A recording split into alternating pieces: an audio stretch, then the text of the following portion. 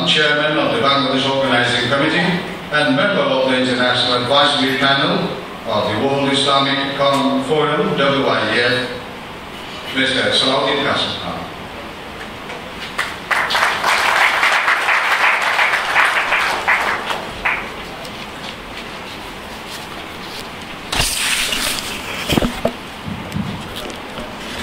Bismillah ar-Rahman ar-Rahim.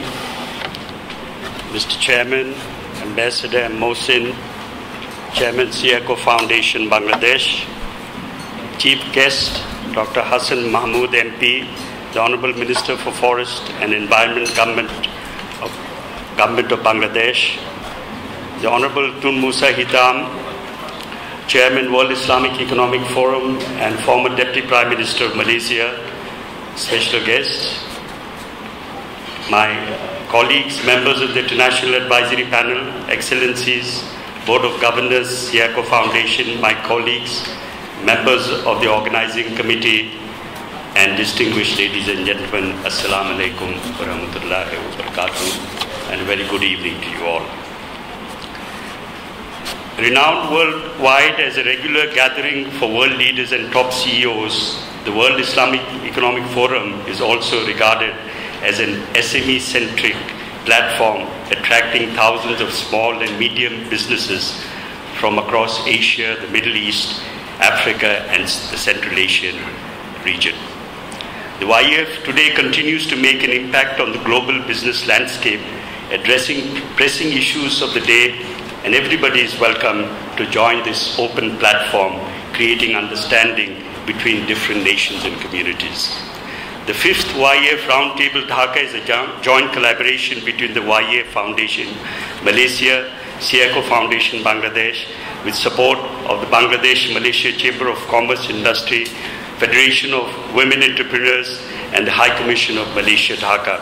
We thank all these organizations and our generous sponsors for their strong support. The aim of the Roundtable is in promoting regional cooperation in South and Southeast Asian region. 3 important specific issues have been selected: climate change, Islamic microfinance, and higher education. The government of Bangladesh and the business community has been closely associated with WIEF's manifold programs since its inception in 2005. Honorable Prime Minister of Bangladesh, Sheikh Hasina MP, led one of the largest Bangladesh delegations to the 6th WIEF Summit in Kuala Lumpur in 2010. In a statement to the forum, she stated, I quote, "Our efforts to attain the Millennium Development Goals and other development programs are being hindered due to climate change. We therefore wish to see the establishment of a task force by the OIC or WIEF to find ways of support and to support member countries facing such climate change challenges." Mr. Chairman, climate change is an issue that many have called the greatest developmental challenge of our generation. Some of the most proactive countries are taking adaptation to climate change, include developed countries like Japan, as well as NDCs such as Bangladesh, Nepal, and SIDs such as Maldives. According to an ADB report released last week on the 13th of March, Bangladesh is the world's most vulnerable country to climate change, followed by India, Nepal, Philippines, Afghanistan, and Myanmar. An international meeting of parliamentarians on climate change in its declaration on 17 March 2012 in Dhaka proposed to develop integrated local and regional frameworks for climate change adaptation, mitigation, and disaster risks. It is thus quite apt for the first segment of the WIEF Roundtable, Regional Cooperation to Combat Climate Change, the Way Forward. This will be one of the key sessions of the Roundtable tomorrow, and we hope the Roundtable will take up the proposed formation of a regional task force. In the backdrop of the financial crisis in the developed world, Islamic microfinance, a confluence of 2 rapidly growing industries, microfinance and Islamic finance, has the potential to not only respond to this crisis, but also to combine the Islamic social principles of caring for the less fortunate at the bottom of the pyramid.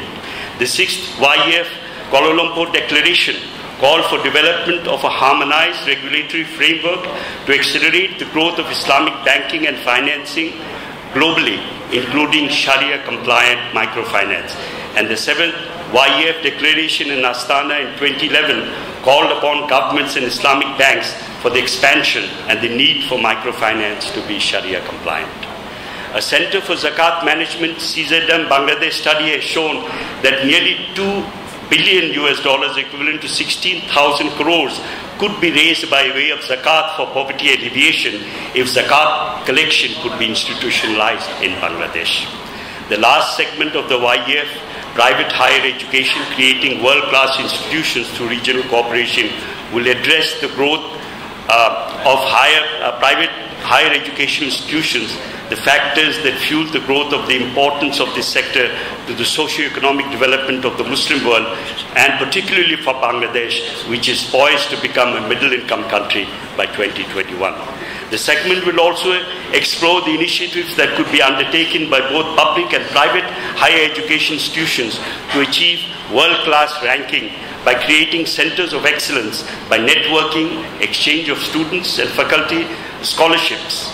I hope the Roundtable may consider setting up a Southeast Asian regional university in Bangladesh in line with the South Asian University in New Delhi, focusing on leadership and development, management with ethics, skills development, and ability to deliver results.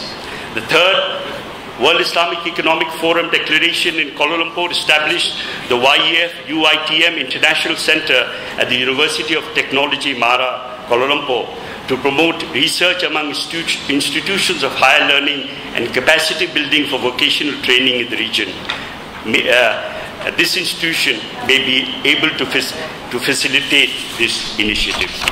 And finally, at the 6th WIEF Summit in Kuala Lumpur, the patron of World Islamic Economic Forum, the Prime Minister of Malaysia, stated, I quote, "We need to think anew and move beyond our conventional frameworks. This may require a new economic model for the region, if necessary, that is designed to meet the specific needs of the Muslim world." Towards this end, the SIACO Foundation was established to promote a broad-based civil society platform to lobby for the implementation of the SIACO resolutions. SIACO was endorsed by a number of OIC Foreign Ministers' conferences at the 24th, 25th, and 29th, and finally endorsed by the OIC Summit in Qatar in 2000.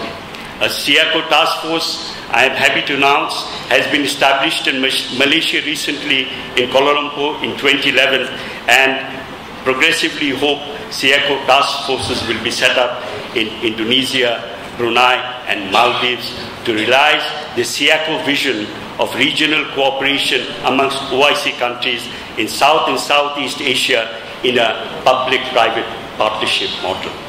In conclusion, WIEF is working consistently to promote the cause of the entire world Muslim community, particularly the underdeveloped and developing countries.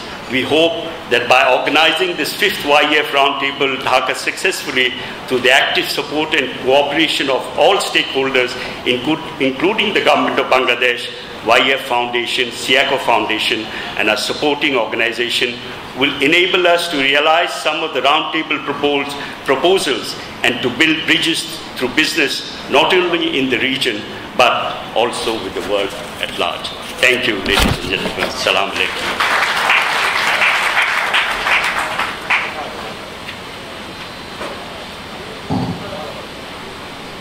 Thank you very much, Mr. Salahuddin Kasem.